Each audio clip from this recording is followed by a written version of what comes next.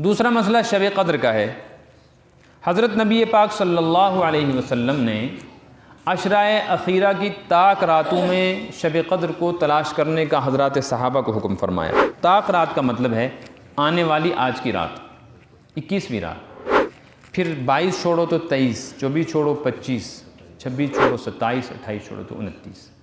یہ جو طاق راتیں کہلاتی ہیں، جو برابر برابر تقسیم عدد نہیں ہوتا، اس کو طاق کہتے ہیں۔ ان راتوں میں شب قدر کو تلاش کرنے کا حکم فرمایا۔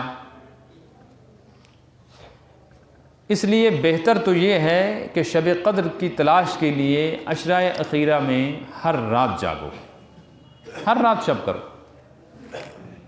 پورے عشرے شب نہیں کر سکتے تو یہ طاق راتوں میں شب کرو، یہ بھی نہیں کر سکتے تو پھر ایک درجہ ہے 27ویں شب جو اگلی جمعرات آ رہی ہیں۔ بہت ساری روایات سے یہ معلوم ہوتا ہے کہ شب قدر ہمیشہ 27 تاریخ کو نہیں ہوتی، یہ رمضان شریف کی کسی بھی رات میں ہو سکتی ہے، پہلی رات بھی ہو سکتی ہے، آخری بھی ہو سکتی ہے، پہلے عشرے میں، دوسرے میں، تیسرے میں، کسی وقت بھی ہو سکتی ہے، لیکن عام طور پہ ہوتی ہے 27 کو۔ تو جو کمزور لوگ ہیں، جن کے لیے راتوں کو جاگنا مشکل ہے، یہ ان کے لیے ہے کہ آخری درجہ یہ ہے وہ 27 میں جاگے، امید ہے کہ یہی رات شب قدر ہو۔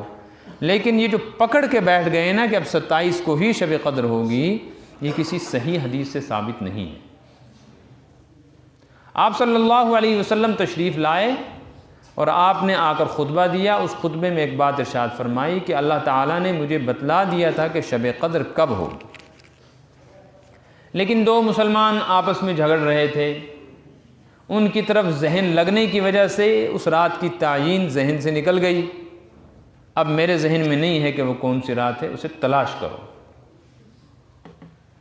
جو لوگ شب قدر کی تلاش کے لیے ہر رات جاگنا چاہتے ہیں لیکن پوری رات جاگ نہیں سکتے، ان کے لیے آسان صورت یہ ہے کہ وہ عشاء کی نماز اور مغرب کی نماز تکبیر اولیٰ کے ساتھ جماعت سے پڑھیں، تراویح مکمل پڑھیں، نمبر 1۔ نمبر 2، تراویح کے بعد کچھ دیر قرآن پاک کی تلاوت کریں، چاہے 10 ہی منٹ ہو، یہ تو آسان ہے نا۔ نمبر 3، تہجد کی نیت کر کے سو جائیں، اور تہجد میں سحری میں اتنی دیر پہلے اٹھیں کہ کم از کم 4 رکعت تہجد پڑھی جا سکے، اور کچھ دیر ذکر، دعا، استغفار بھی کریں۔ مثلا تیسرا کلمہ 10 دفعہ پڑھ لیں، استغفار استغفر اللہ الذی لا الہ الا هو الحی القیوم واتوب الیہ، یہ 10 دفعہ پڑھ لیں۔ درود شریف جو نماز میں پڑھا جاتا ہے یہ 10 دفعہ پڑھیں، کلمہ طیبہ 10 دفعہ پڑھیں، اللہ اللہ 10 دفعہ 100 دفعہ کر لیں، اور تھوڑی دیر دعا کر لیں، اور پھر سحری کھائیں۔ ایک تو یہ اعمال کریں۔ دوسرا ایک کام ہے جو نہیں کرنا، کہ مغرب کے وقت افطار سے لے کے سحری بند ہونے تک بلا ضرورت بات نہیں کرنی، ضرورت کی بات کریں۔ گھر والوں نے کوئی بات پوچھی بتا دو، کوئی بات کہنی ہے تو وہ بتا دو۔ ایسے ہی مجمع لگا کر بچوں کے ساتھ بیٹھ کے باتیں کرنا، اس سے پرہیز کرو۔ اگر اتنا بھی کسی نے کر لیا، انشاءاللہ شب قدر نصیب ہو گئی، کیونکہ حدیث میں ہے جو آدمی عشاء کی نماز جماعت سے پڑھے، پھر فجر کی نماز جماعت سے پڑھے، تو ان دونوں نمازوں کو جماعت سے پڑھنے کی وجہ سے ساری رات عبادت کا ثواب مل رہا ہے حدیث میں۔ تو تہجد کی وجہ سے، پھر تراویح کی وجہ سے انشاءاللہ اس میں برکت بھی ہو جائے گی۔ یہ تو آسان ہے نا۔ آج سے انشاءاللہ یہ کام میں بھی کروں گا، آپ بھی کریں، ٹھیک ہے؟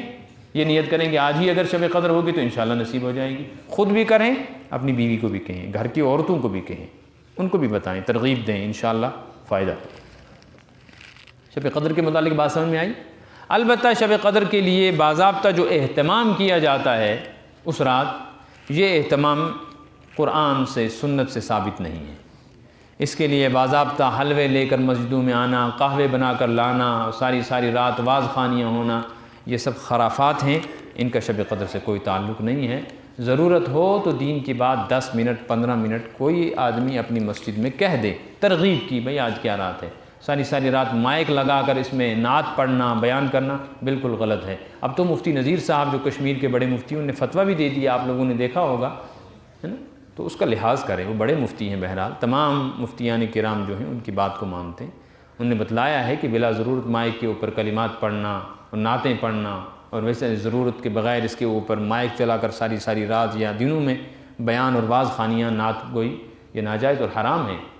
آپ کے اس مائک کے استعمال کی وجہ سے ہمسایوں کی نیند میں، ان کے آرام میں، ان کی عبادت میں، دعا اور ذکر میں خلل پڑ رہا ہے، اس کی اجازت نہیں۔